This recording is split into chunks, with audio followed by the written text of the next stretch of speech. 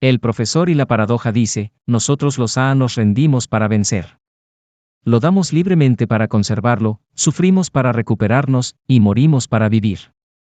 Trabajo en el campo de la información pública.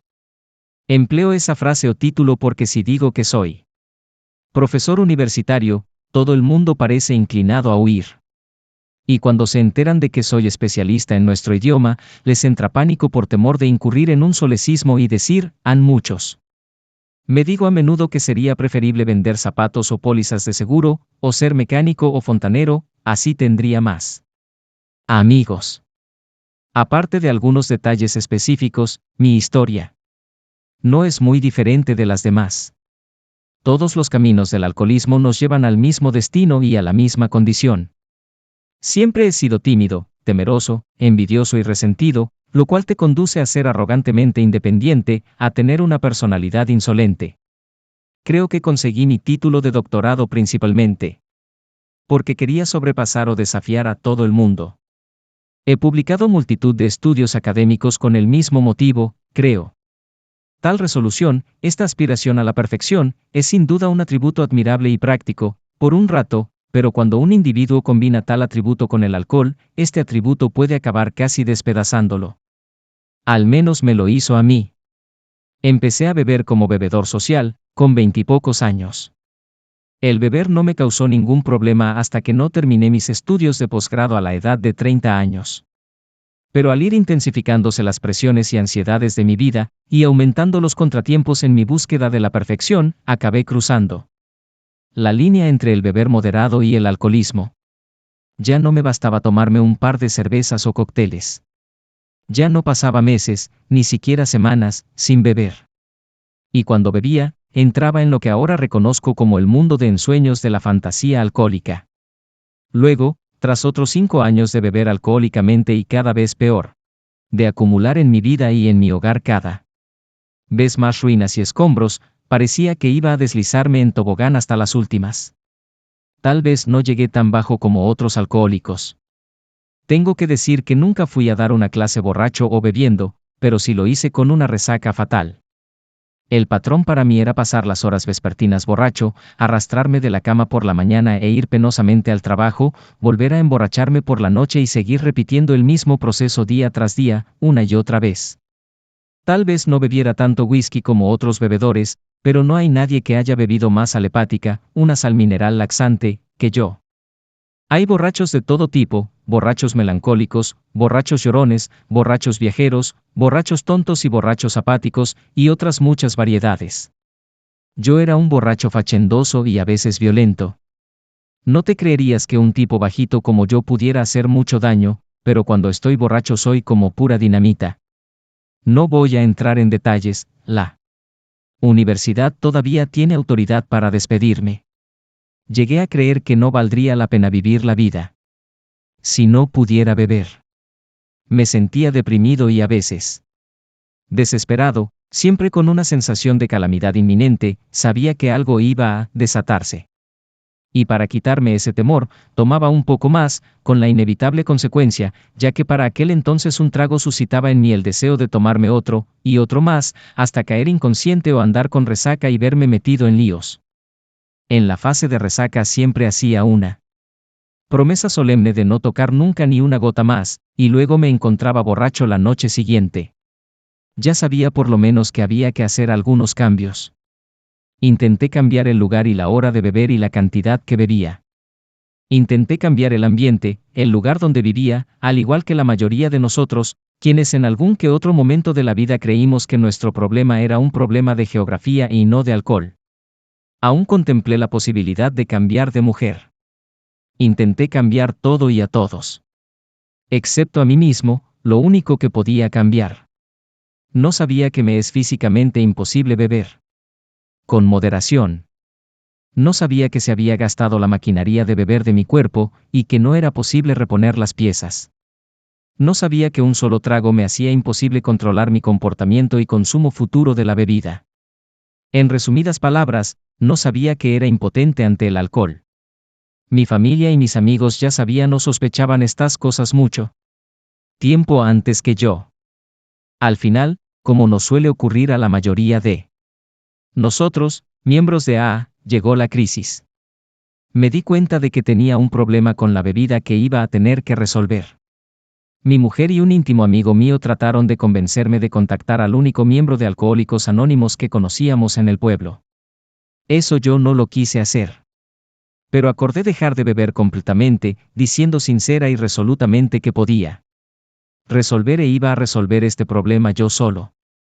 Insistí en que haciéndolo así me sentiría mucho mejor. Me mantuve ininterrumpidamente sobrio 2 semanas, antes de agarrarme una tremenda borrachera durante la cual me volví violentamente loco y acabé en la cárcel municipal. No supe exactamente lo que sucedió durante esa parranda, pero más tarde otras personas me contaron algo de lo sucedido. Primero, los policías que llegaron a mi casa no querían encarcelarme, pero yo insistí en que lo hicieran, e insistí en que me esperaran en el salón de estar mientras me fui al dormitorio para ponerme mi nuevo y más elegante traje, con calcetines y corbata a juego, para presentar así una buena figura en la cárcel.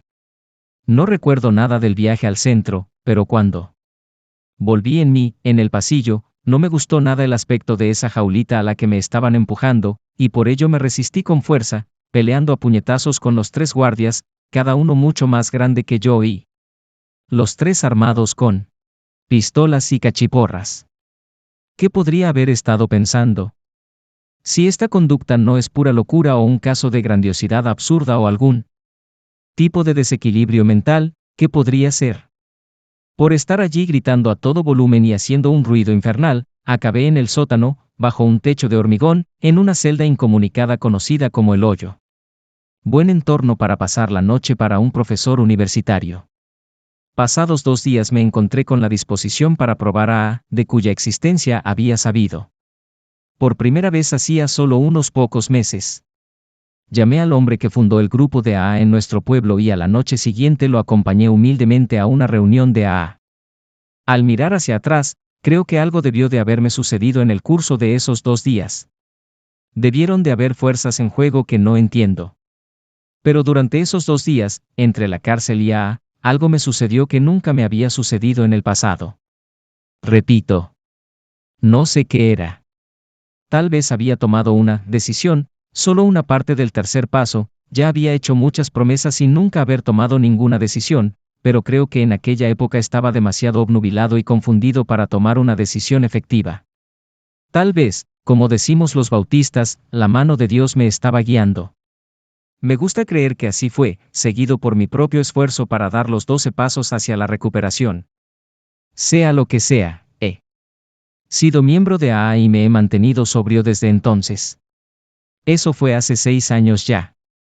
AA no funciona como la gente normal supone que funciona. Por ejemplo, en vez de utilizar nuestra fuerza de voluntad, como parece que todas las personas que no son miembros de AA creen que hacemos, entregamos nuestras voluntades a un poder superior, ponemos nuestras vidas en manos invisibles, más fuertes que las nuestras. Otro ejemplo, si el sábado por la noche unos 20 o 30 de nosotros, auténticos borrachos, salimos de nuestras casas para reunirnos en un club en el centro del pueblo, la expectativa natural sería que los 30 acabáramos bien borrachos, pero no resulta así. O que al hablar del whisky y de nuestros días de bebedores, se supondría nos diera una sed tremenda, pero no resulta así tampoco. Nuestro programa y procedimientos parecen ser en múltiples aspectos contrarios a lo que se suele opinar. Así que, con respecto a esta idea, déjenme enumerarles lo que considero las 4 paradojas de cómo funciona AA. Una paradoja, como ya sabrán, es una afirmación que parece ser falsa pero que, tras un examen cuidadoso y más detenido, se puede ver que es, en determinados casos, cierta. 1. Nos rendimos para vencer. A primera vista, rendirte no parece ser vencer. Pero en AA es así. Solo cuando llegamos al límite de nuestras fuerzas, cuando nos hemos dado de bruces con el muro en algún aspecto de nuestras vidas y no podemos progresar más, solo cuando tocamos el fondo y nos rendimos desesperanzados podemos lograr el estado de sobriedad, que nunca pudimos lograr en el pasado. Debemos rendirnos, y lo hacemos, para vencer. 2. Lo damos libremente para conservarlo. Parece absurdo y falso. ¿Cómo puedes dar algo que le das a otra persona? Pero para conservar lo que se nos da en AA, tenemos que seguir dándolo a otros sin costo ni recompensa alguna. Si no podemos dar lo que se nos ha dado tan generosamente en AA, más vale prepararnos para la próxima borrachera. Así sucede siempre. Tenemos que seguir dándoselo a otros para poder conservarlo. 3. Sufrimos para recuperarnos. No hay manera de evitar el terrible sufrimiento del remordimiento, el arrepentimiento, la vergüenza y el disgusto, que nos pone en el camino hacia la recuperación de nuestra aflicción. No hay ningún remedio nuevo para quitarte la resaca. Es dolorosa. Y para nosotros es necesario que sea así. Le dije eso a un amigo mío que estaba sentado en la cama moviéndose nerviosamente, muriéndose de ganas de tomarse una dosis de paraldehído. Le dije, Juan Perdido, ese es su apodo, ¿sabes? Vas a tener que pasar por los temblores tarde o temprano. Y me dijo, pues, por amor de Dios, pasémoslos más tarde. Sufrimos para recuperarnos. 4. Morimos para vivir. Una hermosa paradoja, una idea que nos llega directamente de la Biblia, volver a nacer, o perder la vida para encontrarla. Cuando nos ponemos a dar nuestros pasos con seriedad, la vieja vida de beber y pensar sin ninguna claridad, y todo lo que la acompaña, se va muriendo y adquirimos una nueva y mejor forma de vivir. Al ir eliminándose nuestros defectos, una vida nuestra muere y otra vida vive. En AA morimos para vivir.